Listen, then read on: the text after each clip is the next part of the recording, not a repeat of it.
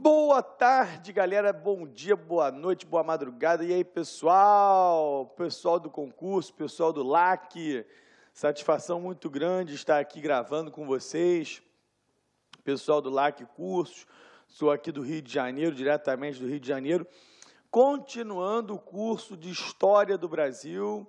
Vocês estão vendo aí a parte de História do Brasil desde a Era Vargas, né? Eu dividi o curso que o programa estende em mais pontos, mas eu vou falar de todos eles em apenas 4 capítulos, que era Vargas, a Terceira República, ditadura militar, que é o tema de hoje, da aula de hoje, né? E a redemocratização, a nova república, que é o 4º e último ponto do nosso programa. E aí eu vou, nesses 4 capítulos, fechar todo o programa da prova, por exemplo, da PM de Minas Gerais, que está exigindo esse conteúdo. Ah, Orlando, mas o programa lá da prova da PM tem mais itens. Não tem problema, porque esses itens eles estão entrando dentro desses 4 capítulos. Porque eles fizeram uma divisão meio estranha, né? Tipo assim, ditadura militar, aí outro ponto, economia na ditadura militar. Hoje, eu já vou falar das duas coisas. Eu vou falar da ditadura e vou falar da economia na época da ditadura, entendeu? Por isso que vai dar uma diferença. Não lembro quantos pontos tem lá no programa da PM de Minas. E aí você vai, mas Orlando só deu 4 pontos daqueles todos. Não, eu dei todos eles, só que resumidos. Não é nem resumidos, estendidos nesses 4 capítulos do nosso curso. Por isso, o de hoje é o 3º capítulo, ditadura militar. Tá legal? Ditadura militar, 1964 até 1985, é o período de 21 anos em que os militares governaram o Brasil. Eu, na aula passada, eu tinha falado sobre a queda do presidente João Goulart, foi o último assunto do curso. João Goulart deixa a presidência, ele deixa Brasília, né? Ele estava no Rio, foi a Brasília, Brasília foi para o Sul, do Rio Grande do Sul foi para o exílio, aonde não voltará mais, né? Vai para o Uruguai e depois, em 76, ele morre na Argentina.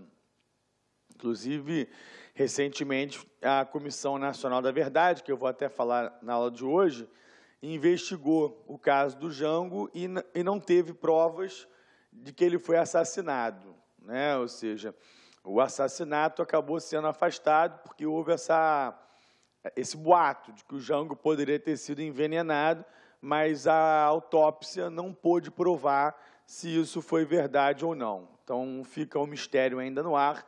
A família, especialmente o filho, insiste que ele foi morto por agentes da ditadura militar dentro de uma operação chamada Condor, que eu vou explicar hoje.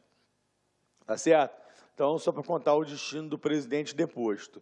E assim que o Jango é derrubado, um sujeito que já tinha governado o Brasil volta a governar por pouco tempo, que foi o Ranieri Mazzilli, que já tinha sido presidente, lembra, quando o Jango estava na China e o Jânio Quadros tinha renunciado.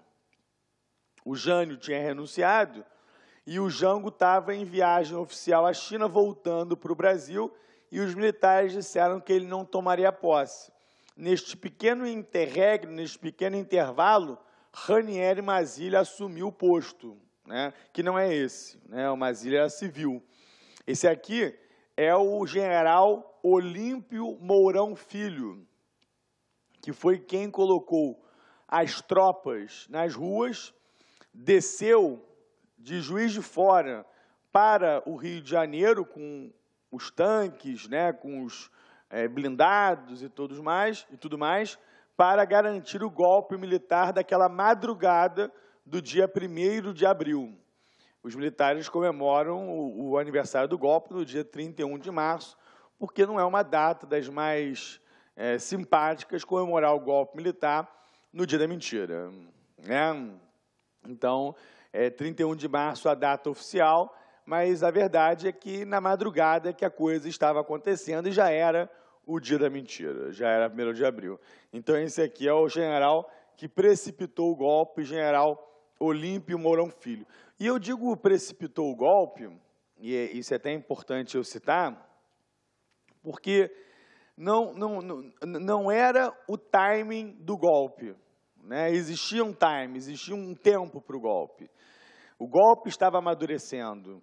Importantes generais, muito mais importantes que Olímpio Mourão Filho. Olímpio Mourão Filho não participava do círculo dos principais e mais influentes generais da República. Existia gente mais importante que ele envolvido na conspiração golpista. É que quando o Jango faz o discurso lá no Automóvel Clube, na sede do Automóvel Clube no Rio de Janeiro, aqui no Rio, defendendo sargentos, né, criando uma hostilidade entre os praças e os oficiais, ele acaba tomando uma atitude intempestiva. E essa intempestividade acabou dando certo, porque o Jango não resistiu, não houve uma resistência ao golpe militar, pelo contrário, o João Goulart foi embora, rompeu com alguns aliados, como, por exemplo, o Brizola, que queria uma resistência, que entendia que era hora de manter a resistência, acionar os dispositivos de defesa e talvez fazer uma guerra, né? Só que Jango, que tinha um caráter mais pacífico e entendia que isso poderia gerar um banho de sangue, alguns poderiam chamar de covardia, né? Ele preferiu deixar o poder, né? Então, o golpe que foi adiantado, digamos assim, acabou dando certo. Perfeito? Aqui, ó, é o presidente Ranieri Mazzilli, numa foto com o João Goulart. O João Goulart não chegou a dar a posse para o Mazzilli. Isso aqui é só uma foto para mostrar os dois. O presidente da Câmara, Ranieri Mazzilli, assumiu interinamente a presidente, conforme previsto na Constituição de 46, como já ocorreu em 61 após a renúncia do Jânio. Lembrando que o Jânio renunciou com 7 meses de governo, foi a renúncia mais rápida da história da República, né, de um presidente eleito, e já tinha acontecido isso, ele já tinha assumido o poder antes, Ranieri Mazzilli, tá legal? E ele volta a assumir agora, temporariamente, né, de forma muito curta mesmo, porque logo depois, no dia 2 de abril, foi organizado o autodenominado Comando Supremo da Revolução, que vai dar posse para o Castelo Branco, que vai ser o primeiro presidente da ditadura militar. Mas, nesse curto período aí, até que o Castelo Branco tomasse posse, 3 membros das Forças Armadas assumiram o poder. Francisco de Assis Corrêa, da Aeronáutica, Augusto Rademacher, da Marinha, e Arthur da Costa e Silva, do Exército, que vai ser presidente da República depois do Castelo Branco, né? Esse aqui é o Costa e Silva, tá vendo? Ele vai assumir a presidência depois, mas, por enquanto, é uma junta que vai governar o Brasil por pouco tempo, até dar posse ao primeiro presidente da ditadura militar. Mas é interessante notar que, durante o governo da junta militar, algumas coisas já foram feitas. E uma delas, se você quiser anotar aí no seu caderno, foi já o primeiro ato institucional. Os atos institucionais eram medidas tomadas pelo governo militar que passavam por cima da Constituição. Eram medidas que eram colocadas em prática imediatamente, sem que Congresso, sem que fosse votado aquilo ali como um projeto de lei, né? Então, existiam os atos institucionais que o AI-1, o AI-2, o AI-3, o AI-4, o mais famoso dos AIs, o AI-5, e vai embora. Teve ato institucional até o número 20 e tantos. Não me lembro agora de cabeça quantos foram, mas ao longo da ditadura, toda vez que o regime militar sentia a necessidade de emitir algum tipo de pacote de leis, vinha um ato institucional. E o primeiro ato institucional foi ainda na junta militar, governada aí governando o Brasil a partir de 64. E esse primeiro ato institucional, ele foi no sentido de perseguir de fechar mesmo, de perseguir algumas instituições, algumas agremiações, alguns grupos que pudessem se opor ao golpe, né? Como, por exemplo, a UNE. A União Nacional dos Estudantes foi fechada, foi incendiada, né? Inclusive, a sede é aqui perto, da onde a gente está gravando, é num bairro chamado Flamengo, Praia do Flamengo, a gente está bem pertinho aqui, pegou o carro, dá 5 minutos a sede da UNE ali, ela foi incendiada e essas instituições foram sendo proibidas, como, por exemplo, também a CGT, né, o Comando Geral dos Trabalhadores, as ligas camponesas, os grupos católicos, né, como, por exemplo, a Juventude Universidade Católica, a Ação Popular. Então, várias instituições democráticas foram proibidas de funcionar logo depois do golpe. Essa já foi a primeira iniciativa ainda da junta militar, nem era o Castelo Branco. Castelo Branco vai ser só o ato institucional número 2, 3 e 4. Né? Então, você vê que já começa desde cedo já o regime autoritário mesmo. Tá? Mais um parêntese que eu queria fazer. Nem todos se opuseram ao golpe. Essa imagem que nós temos hoje de um golpe militar que foi rechaçado por toda uma sociedade é mentira. É mentira. Jornais importantes, Igreja Católica, setores da classe média, né? Ou seja, a mídia em geral, não só jornais, apoiaram o golpe. Não todos, né, desses grupos, mas a maioria desses pertencentes a esses grupos celebraram o golpe, entendendo que era hora, sim, de interromper um governo instável, que era o do Jango, um governo que estimulava, segundo eles, a desordem, um governo que se aproximava de ideais comunistas e que poderia levar o Brasil para uma ditadura socialista, uma ditadura comunista, o que era um devaneio, né? Dificilmente isso aconteceria. Isso foi muito mais uma justificativa para o golpe. Que o Jango tinha um perfil de esquerda é inegável.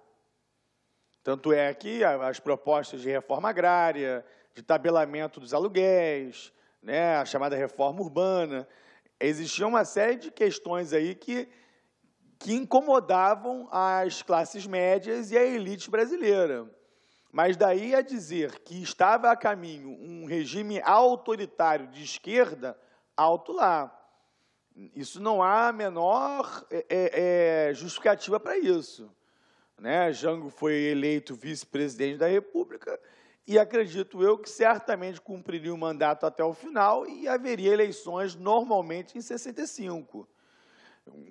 Poderia ser eleito um sucessor do Jango para dar continuidade, reeleição não, porque não existia, se bem que ele tinha sido eleito vice, né?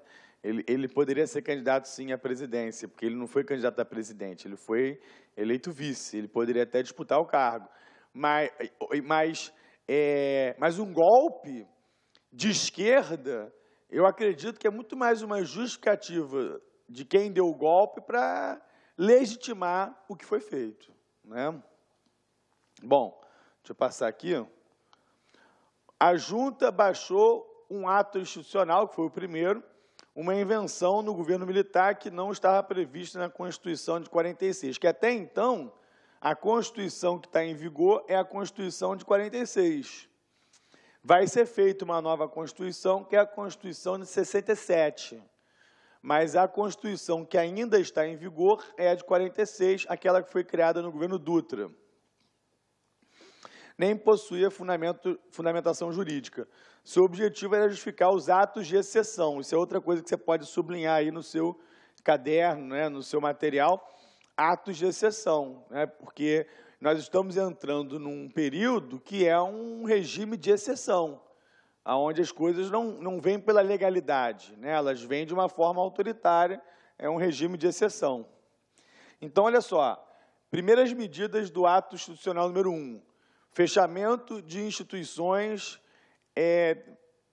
privadas, democráticas, né, como a UNE, como a CGT e outras mais, as religiosas também, que tinham uma posição política. Outra coisa importante, a cassação de inúmeros políticos que eram considerados inimigos da ditadura militar, tiveram seus mandatos cassados, tiveram seus mandatos cassados, assim como ocorrera no período de Getúlio Vargas, que eu falei disso, na época da ditadura do Estado Novo. Então, traz aqui a manchete do JB, governo caça 38 mandatos e pune mais 5 com ato. E antes de mostrar a foto dos políticos, que é o próximo slide, eu queria lembrar aos senhores que muitos militares também se opuseram ao golpe.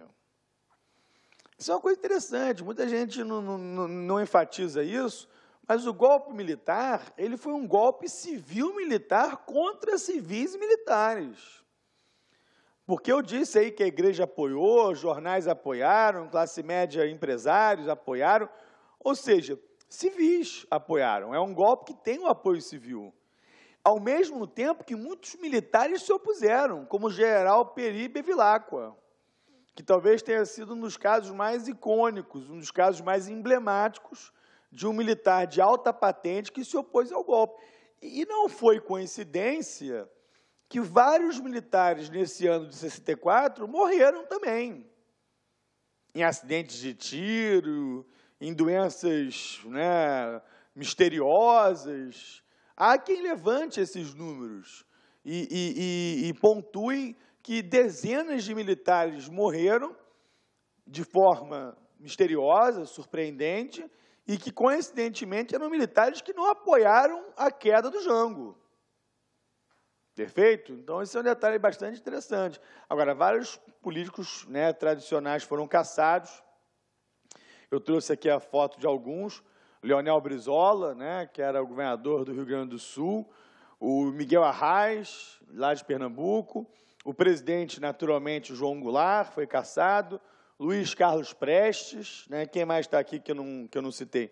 Jânio Quadros, né, que era o ex-presidente também. Daqui a pouco vão ser cassados também Lacerda, Juscelino Kubitschek. O caso Lacerda é um caso até bem interessante, porque o Lacerda, ele apoiou o golpe.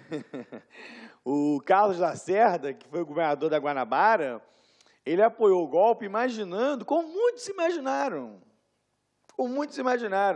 que aquela presença militar era momentânea, que aquela intervenção militar era por pouco tempo, e que logo depois o poder voltaria aos civis. E o Lacerda imaginou que o golpe de 64 não anularia as eleições de 65, do qual ele era candidato favoritíssimo. O Lacerda nunca imaginou que aquele golpe iria impedir que ele fosse presidente da República em 65. Entendeu?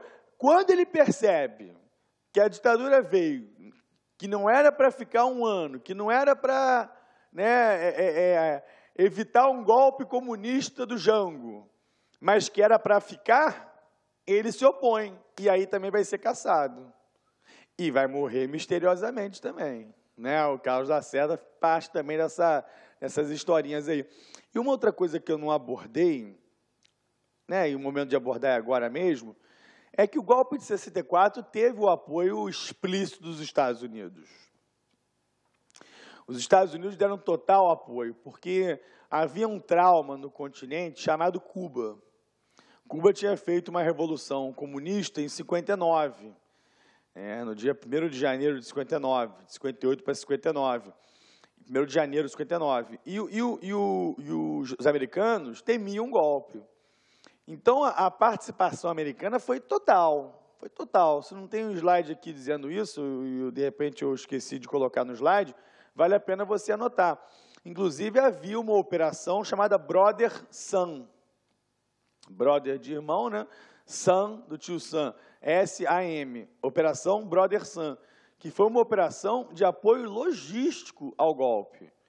com petroleiros, que se imaginava que, numa possível guerra, poderia se sabotar as refinarias e evitar uma crise de petróleo, de combustível no Brasil. Vinha petroleiros para garantir o golpe, de navios de guerra, toneladas de armas leves. Inclusive, o paradeiro dessa esquadra americana, chamada Brother Sun, até hoje é motivo de debate.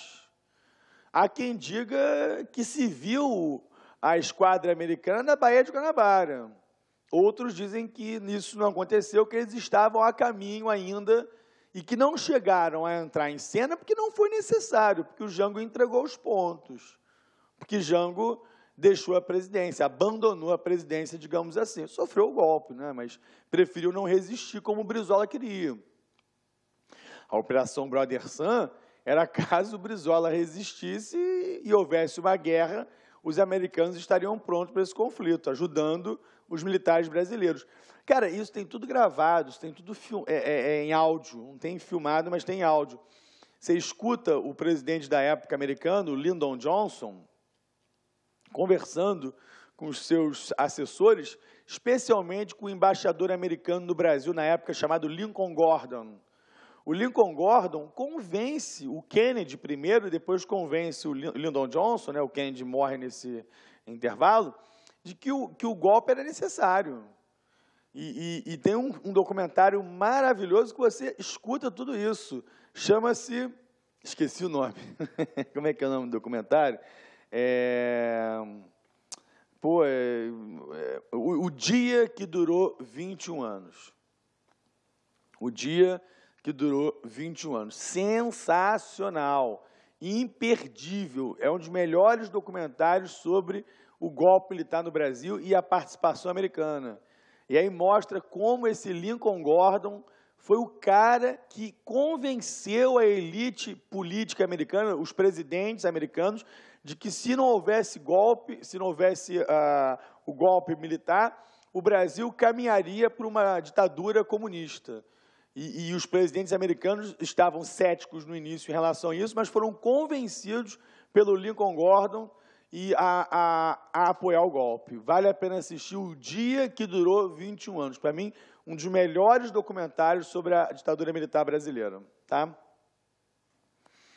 Aí, ainda sobre o golpe de 64, desculpa aí que na edição do pessoal que fez lá do material ficou em cima do título, mas ainda falando do golpe de 64, aqui alguns jornais trazendo, olha o apoio dos jornais, o Globo, não há perigo de revolução no Brasil, ou seja, né, os militares tomando poder, a coisa vai melhorar. São Paulo parou ontem para defender o regime, defender o golpe militar, né? Então alguns jornais se posicionaram favoravelmente.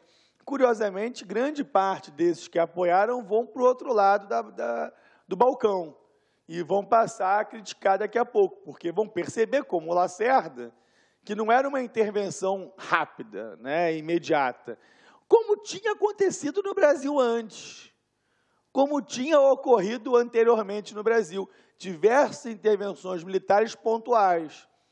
Então, havia até uma lógica em se perceber que era uma intervenção rápida, mas não vai ser. O dia que vai durar 21 anos. Né? Um belo documentário, tem que assistir. O primeiro presidente militar foi Castelo Branco, Humberto de Alencar Castelo Branco, que governa de 64 até 67, vai morrer num acidente aéreo, logo depois que deixa a presidência, logo depois que ele deixa a presidência. Foi o primeiro presidente militar, né? Antes teve a junta, mas o primeiro presidente. Uma coisa que eu queria destacar aqui que é importante. A ditadura militar brasileira, né, o Castelo Branco está aqui no centro, ele era um nordestino, ele era intelectual, era uma figura, um sábio, não era um militar assim como é o Costa e Silva, como era, né, o Costa e Silva, um militar de caserna, eu vou usar um termo pesado, brucutu, né, não era um brucutu, né, ele era uma figura ilustrada, e talvez tenha sido, talvez não, certamente foi escolhido para ser o primeiro presidente militar, porque era muito querido pelos militares em geral, tanto pelos oficiais quanto pelos praças, ele era conhecido. né? Se dizia que fazia esse treinamento de artilharia, de cavalaria e de Castelo Branco. Você tinha que saber quem era o Castelo Branco, todos sabiam. Então, era uma figura que aglutinava e que não era, entendo o que eu vou dizer, dentre os militares que vão governar o Brasil a partir daqui, um dos mais autoritários. Era um presidente que, no seu próprio discurso inicial, se não dizia explicitamente, deixava implícito que aquela intervenção era pontual, que não era uma coisa para sempre. Talvez não fosse o desejo dele. Tanto é que dentro das Forças Armadas, e mais precisamente dentro do Exército, isso aqui não tem slide, vale a pena você anotar, vão surgir duas linhas. De um lado, os chamados castelistas, ligados ao Castelo Branco, ou também turma da Sorbonne. Sorbonne é a universidade francesa, onde muitos deles estudaram. Sorbonne, com 2 N's, Sorbonne. Então, a castelista é a turma da Sorbonne, que era o pessoal mais democrático, digamos assim, dentro da ditadura. E vai surgir o racha, porque do outro lado você tem o pessoal da linha dura, né? A turma que acreditava que o regime tinha que entrar e ficar.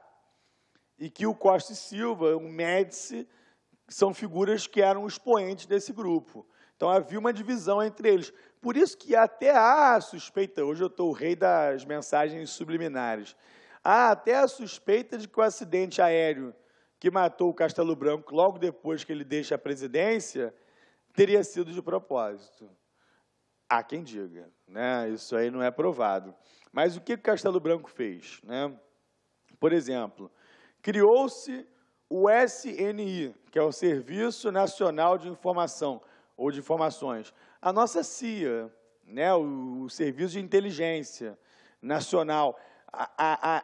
As armas tinham também as suas, a Marinha, a Aeronáutica, o Exército tinha o CI, até hoje tem, né?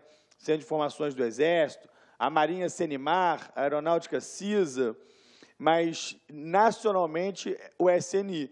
Hoje o SNI, o Collor acabou com o SNI, hoje é a ABIN, que é a Agência Brasileira de Inteligência. A ABIN é que substituiu o SNI. Criação da lei de imprensa, importante saber isso, que abrandava a liberdade de expressão, mas ainda não era o pior. Ainda se podia falar mal dos militares. A coisa vai ficar muito pior com AI-5, que é o próximo presidente, que é o Costa e Silva, Arthur da Costa e Silva, que vai governar de 67 a 69. Aí é que a coisa fica feia. Aqui ainda é possível falar mal e ter jornais críticos, isso, mas já a liberdade de expressão era um tanto quanto abrandada, um pouco mais cerceada a partir da lei de imprensa.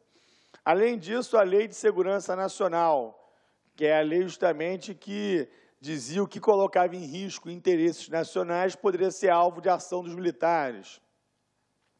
E uma curiosidade, né? Dentro do Supremo Tribunal Federal, de 11 ministros, passou-se a ter 16. Isso já foi até no AI-2, tá? De 11 para 16. Hoje são 11, né? Hoje voltou a ser 11 ministros do Supremo Tribunal Federal, beleza? O AI-2, já que eu estou citando aqui o AI-2, um dos aspectos, ele teve como principal característica o fim do pluripartidarismo. Anote aí antes de eu mostrar o slide. Ficar aqui na frente para você não ver. Foi o fim do pluripartidarismo, que é o quê? Existiam vários partidos no Brasil e, a partir do AI-2, se institui o bipartidarismo. Apenas 2 partidos existiam no Brasil. A Arena, que é a Aliança Renovadora Nacional, e o MDB, Movimento Democrático Brasileiro. Em 65, é determinado AI-2, as eleições para presidente tornaram-se indiretas, outra informação importante, e todos os partidos foram suprimidos, acabaram. Deste momento em diante, só é permitida a existência de 2, Arena e MDB. Arena, o partido ligado aos militares, partir da situação, e o MDB, o da oposição. Da oposição permitida, da oposição consentida, da oposição liberada, vigiada, né? Não era uma oposição de verdade. É lógico que tinha muita gente ali que era rival da ditadura, mas não podia falar tudo o que pensava, principalmente a partir do AI-5. E um outro detalhe que eu queria deixar bem claro para vocês, que eu acho muito interessante citar, é o seguinte: havia um interesse da ditadura militar de disfarçar o que verdadeiramente era. É o que no livro do Hélio Gaspari tem. O Hélio Gaspari é um escritor, um jornalista que tem uma coleção sobre a ditadura fantástica. A coleção chama-se Ilusões Armadas, e cada livro tem um nome. O primeiro livro chama-se Ditadura Envergonhada, né?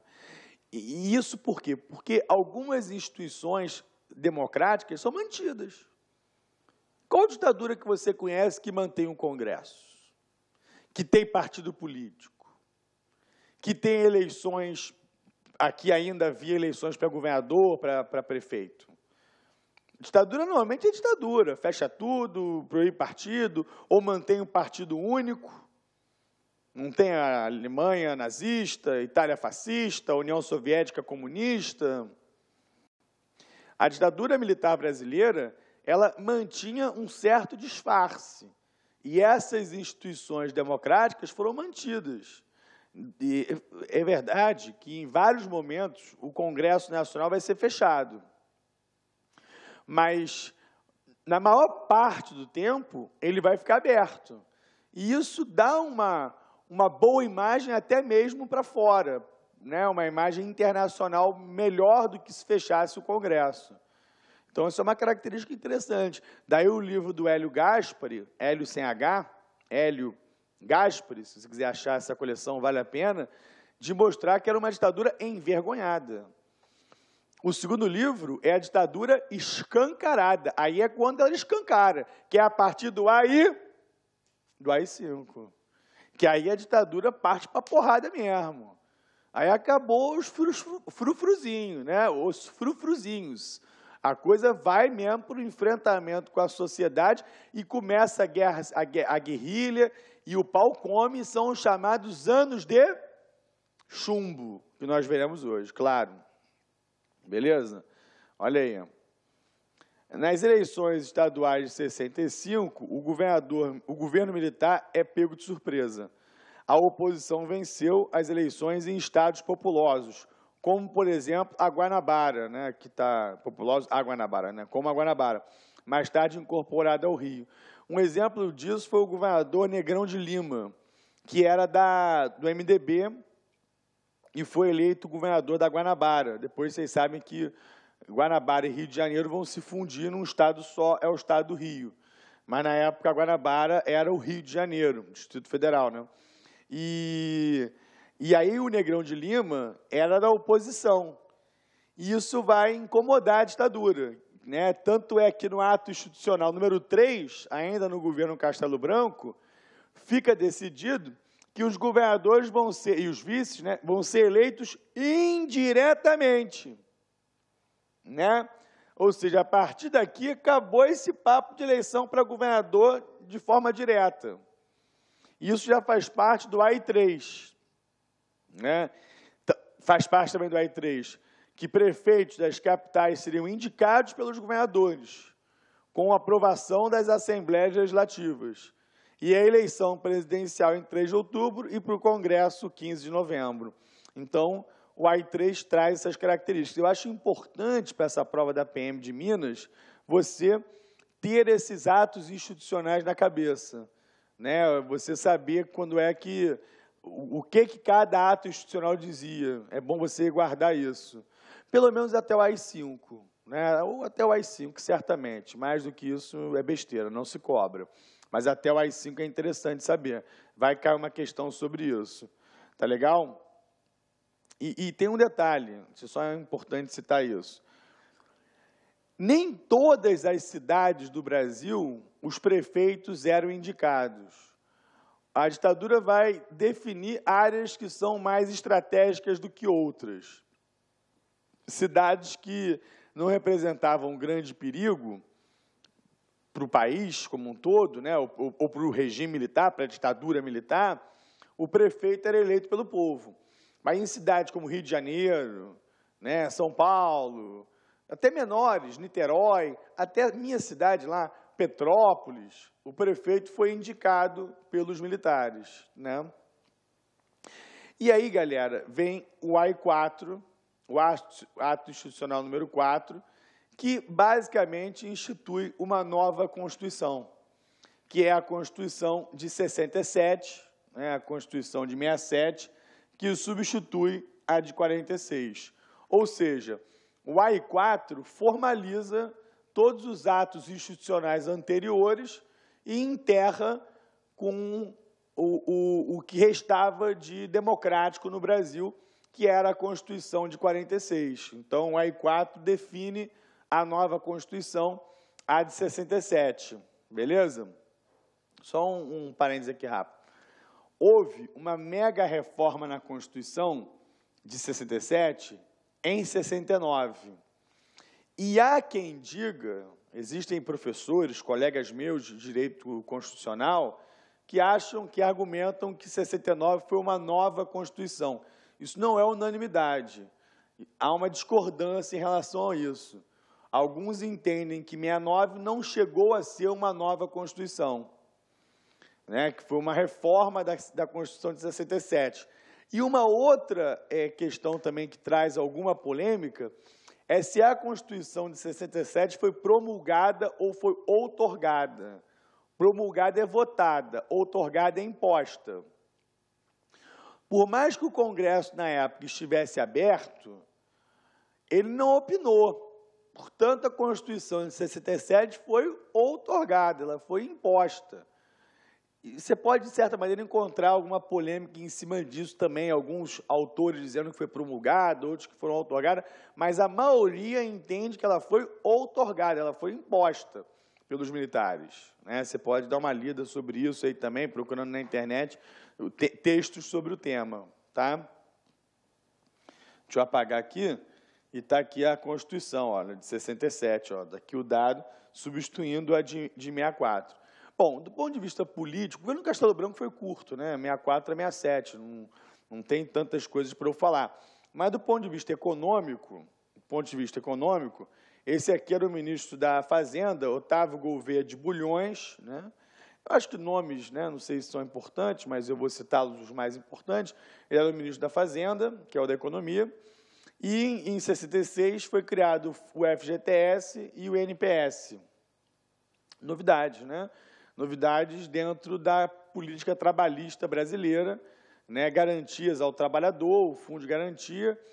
De certa maneira, o FGTS ele era interessante também para atrair empresas internacionais, já que quebrava a estabilidade do trabalhador, já que se ele fosse demitido e as regras para a demissão foram flexibilizadas, ele poderia recorrer ao Estado e garantir o fundo de garantia por tempo de serviço, né? Então, foi uma maneira, porque o governo militar tinha o interesse econômico de atrair empresas importantes de fora, especialmente europeias, americanas, e flexibilizar a legislação trabalhista era uma forma de atrair. Então, você reduz as exigências, né, para a demissão de um funcionário, eu estou falando da empresa privada, né, que tinha uma estabilidade quase como um funcionário público. E aí se cria o INPS e o FGTS também com esse intuito. Otávio Gouveia de Bulhões foi o ministro da Fazenda, mas quem era um ministro forte na época era o Roberto Campos. E o Roberto Campos era o ministro do Planejamento. Até hoje, na área econômica, os dois ministros mais importantes são do Planejamento e da Fazenda, né? Hoje, do Planejamento chama-se Nelson Barbosa, da Fazenda, Joaquim Levy. Foram sempre os dois ministros que regem a parte econômica de um governo, né? E, na época, o do Planejamento era até mais forte do que o da Fazenda, pela figura, né? Pela ação pessoal, aí já é uma coisa mais ligada ao indivíduo, né? O Roberto Campos foi uma figura muito marcante na história do Brasil, ambos já falecidos. O Roberto Campos era um grande frasista, né? Um liberal, acreditava que o Estado tinha que ter uma presença menor possível, é o que a gente poderia chamar hoje de neoliberal, né? Ele tinha essa postura. E no governo dele, o ministro do Planejamento, adotou uma política econômica anti-inflacionária. O grande objetivo era combater a inflação, né? Anotem isso, política anti-inflacionária, mas que causou desemprego e arroxo salarial, ou seja, diminuição dos salários. Tanto é que o Roberto Campos não era lá muito popular, né? A população não tinha lá muito carinho pelo Roberto Campos, e por ele ter essa política liberal, o apelidaram de Bob Fields, uma tradução literal do nome dele, né? Roberto Campos, né? Campos Fields, né? O Bob pelo Roberto. E ele foi o responsável pelo lançamento do plano econômico chamado PAEG, né? O PAEG, que era o programa ou plano de ação econômica do governo. Você vai achar programa, vai achar plano, mas o verdadeiro era plano. Plano de ação econômica do governo. Então, já que a gente você vê lá que no programa da PM de Minas, né, que tem lá a economia da ditadura militar, estamos falando dela. Lançamento do NPS e do Fundo de Garantia.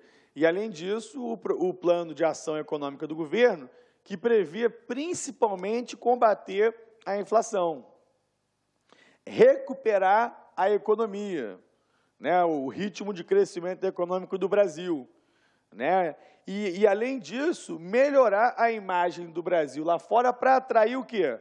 Para atrair investimentos, para atrair empréstimos e investimentos, ou seja, para o Brasil voltar a ser bem visto fora, já que é inegável que o governo Jango enfrentava uma crise econômica. Né? O Brasil vivia uma crise econômica, porque os militares tentam recuperar a economia brasileira e o propósito do primeiro governo era atacar a inflação, era a grande questão. E aqui eu trouxe, para ser bem objetivo, o que era o plano de ação econômica do governo. Ó. Contenção dos gastos públicos. Gente, não sei se eu posso chegar tão perto, bonito, né? Contenção dos gastos públicos é o que está acontecendo agora. O ministro Joaquim Levy é chamado de Joaquim Mãos de Tesoura. Não tem o Edward Mãos de Tesoura, do Johnny Depp? Cortar gasto, segurar a onda, apertar o cinto, como vem acontecendo no mundo, na Itália, na França, no Reino Unido, né? Aquisição de crédito, ou seja, buscar empréstimos lá fora, por isso melhorar a credibilidade nossa, para conseguir um tutu, um money, l'argent, né, uma graninha lá fora, compressão dos salários, ou seja, a classe trabalhadora vai se ferrar, porque os salários vão ser achatados. Fim do direito de greve, ou seja, o trabalhador não vai poder reclamar, porque por mais que ele esteja perdendo, o salário está sendo reduzido, ele não pode falar porque estamos num regime de exceção. Estamos numa ditadura militar, mas ele mesmo assim vai falar. Antes do AI-5 ainda dá para falar. Antes do AI-5 ainda dá para fazer greve. Como vai ter a greve de Osasco, por exemplo, ou de Contagem, em Minas Gerais, eu vou mostrar isso. Ou seja, ainda há possibilidade de greve. Quando entrar, desculpa o termo, quando entrar o gestual, quando entrar o AI-5, aí não tem a menor chance. Porque aí o pau come, aí não tem a menor chance. E, além disso, a aprovação do Estatuto da Terra, da defesa da propriedade da terra, né? Garantindo a propriedade aos fazendeiros, inibindo invasões de terra e tudo mais. Tá? Ainda sobre o plano de ação econômica do governo, a consequência. Levou o Brasil a uma onda de desemprego, com consequências desastrosas, com uma queda abrupta dos salários. É o que eu falei, né? Entre 64 e 67, várias empresas de pequeno porte faliram, né? Então, isso é interessante você saber as consequências econômicas do governo Castelo Branco. Mas, galera, Do ponto de vista político, ainda vem o pior. E o pior vai ser o presidente que vai editar o ato institucional número 5. Estou falando do próximo presidente, estamos deixando o governo Castelo Branco. Aqui acontece a sucessão ao governo do Castelo Branco. No dia 3 de outubro, é eleito o Marechal Arthur da Costa e Silva. Até aqui está fundo o ministro, que vai ser o ministro dele, Delfim Neto, esse está vivo até hoje, bem idoso, né, mas bem lúcido. Arthur da Costa e Silva, ministro da Guerra do Castelo Branco, e para vice um civil, Pedro Aleixo, deputado federal pela UDN, então na Arena. O MDB se absteve de votar nas eleições em protesto. Ué, mas como é que era essa eleição? Era dentro do Congresso. O colégio eleitoral, o Congresso era transformado num colégio eleitoral e os deputados escolhiam o presidente. Ué, mas escolhiam com opções? Claro que não. Isso não tinha opção. Os militares de alta patente, os generais Picks of the Galaxy, que é uma expressão, não sei se houve traduções para o português, os generais Picks of the Galaxy, eles se reuniam e definiam quem era o próximo da vez. E é interessante, né, o que eu vou dizer, que era uma ditadura militar, mas era uma ditadura do Exército. Todos eles vão ser do Exército, todos eles vão ser, né, dessa armada, dessa força específica. Não vai ser da Marinha, não vai ser da Aeronáutica, vai ser do Exército. É uma ditadura de generais. Apesar de alguns momentos, né, como as juntas que governaram o Brasil por pouco tempo, terem representantes da Aeronáutica e da Marinha, mas o Exército é quem mandava mesmo, de fato, na coisa. E aí o Costa e Silva assumiu. O Costa e Silva era da outra linha. Inclusive, Costa e Silva e Castelo Branco se odiavam. Eram dois rivais. Dizem, não sei se essa história é verdade, que eles saíram na porrada uma vez num quartel. Certamente, o Costa e Silva levou vantagem, porque o Castelo Branco era franzino, era menor, e o Costa e Silva era um homem já mais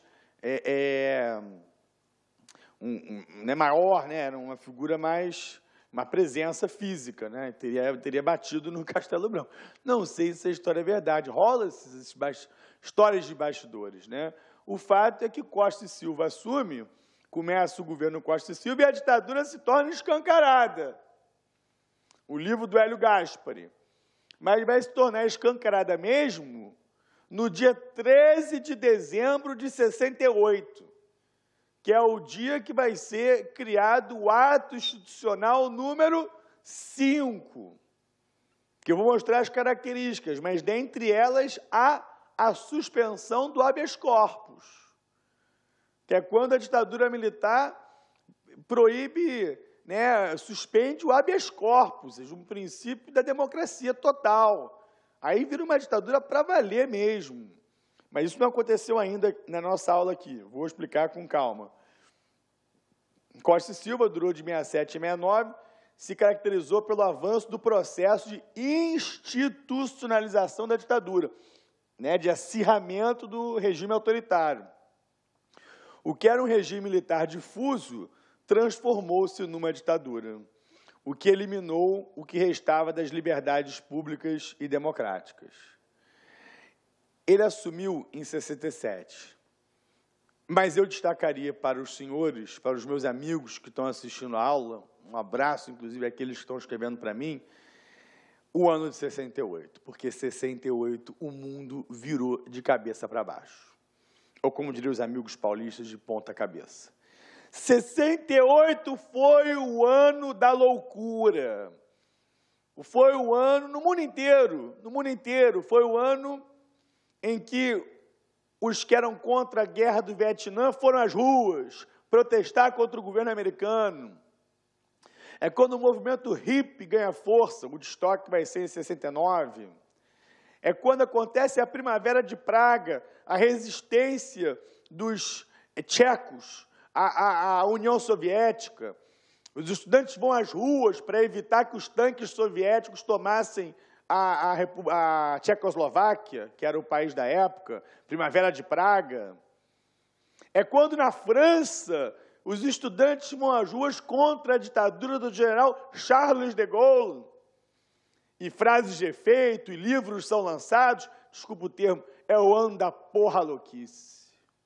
É o ano intenso no mundo, mas também no Brasil. No Brasil, vários episódios que eu vou mostrar vão acontecer. A morte do estudante Edson Luiz, a passeata dos 100 mil, as greves operárias. E isso vai acabar descambando no AI-5. Então, 68 foi talvez o ano mais marcante do século XX. Eu não teria medo de errar de dizer isso. 68 foi o ano mais emblemático, mais marcante do século XX. Se pudesse escolher um ano, seria 68, que para o Zueni Ventura, 68 o ano que não terminou. A aventura de uma geração. A Primavera de Praga, os estudantes na França, em Paris, protestando, né, contra de Gaulle. Aqui também nos Estados Unidos, contra as guerras, né, do Vietnã, aquela clima flor, o movimento hippie, a morte, o assassinato de Martin Luther King, o pastor anti-racismo que consegue fazer com que avancem várias leis nos Estados Unidos em favor dos negros, como o direito do voto.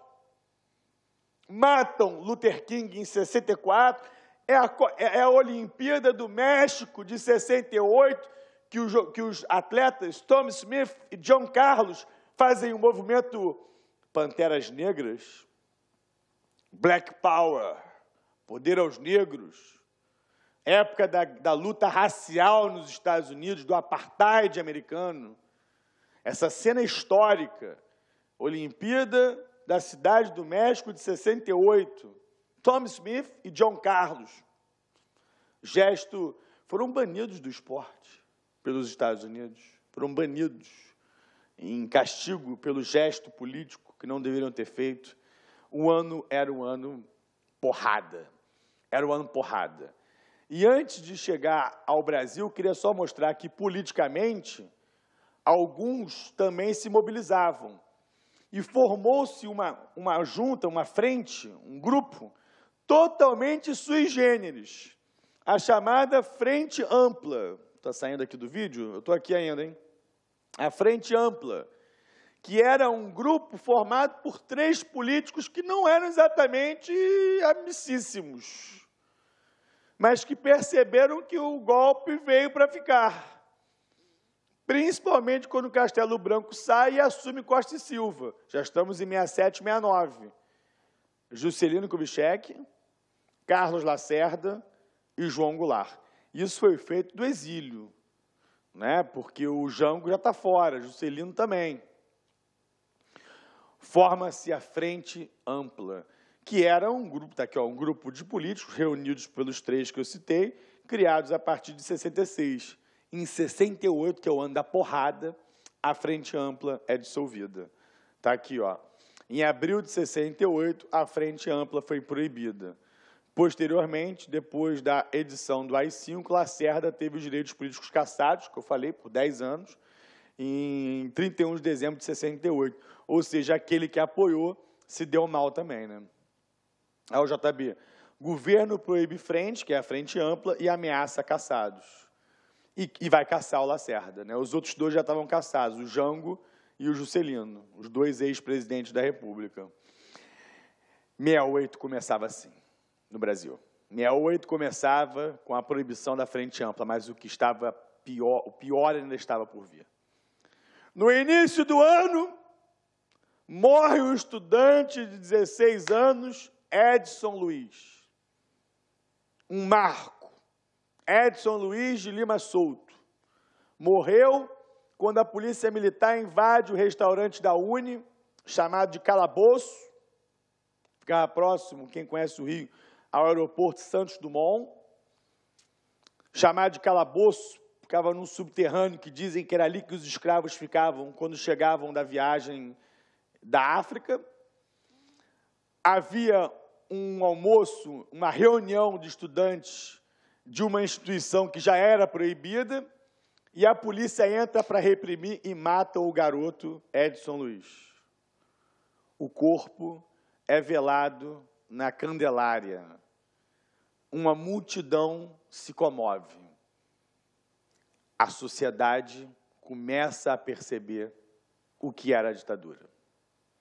A sociedade começa a perceber que não era aquela intervenção pontual, que não era aquela interrupção de um governo comunista, que seria autoritário, que levaria o Brasil para a loucura, para a instabilidade.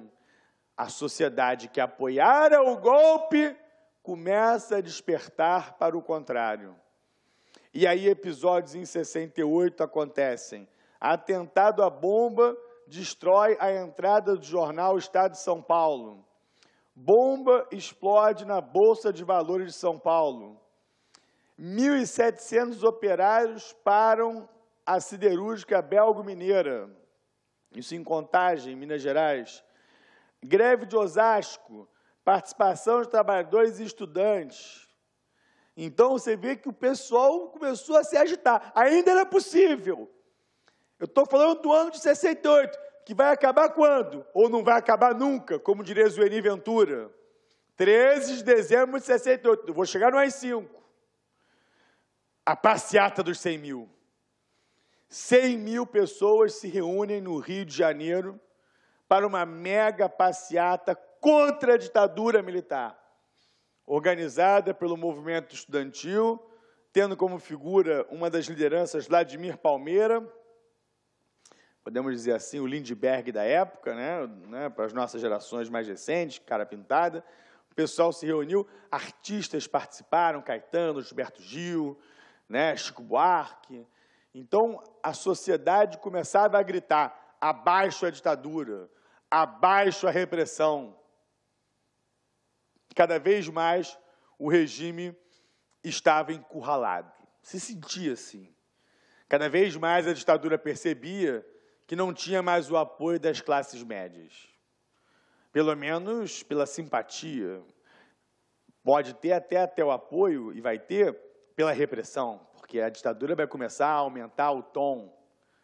Tanto é que, na minha casa, nunca houve tradição de reclamar da ditadura, pelo contrário. Havia o medo. A imposição do medo é que vai mudar a opinião da classe média, né, de ficar calada. Mas, no início, havia o apoio. E, a partir de 68, a coisa muda. A gota d'água para o AI-5 foi um episódio até engraçado. Um jovem deputado, que estava na sua primeira legislatura, primeira vez que era deputado, Márcio Moreira Alves, conhecido por Marcito, já falecido, não morreu nem há muito tempo, mas já morreu, faz um discurso no Congresso. Um discurso que ninguém ouviu. Um discurso para um Congresso vazio, aquele para constar. E ele pedia às pessoas para que não fossem à parada militar do dia 7 de setembro.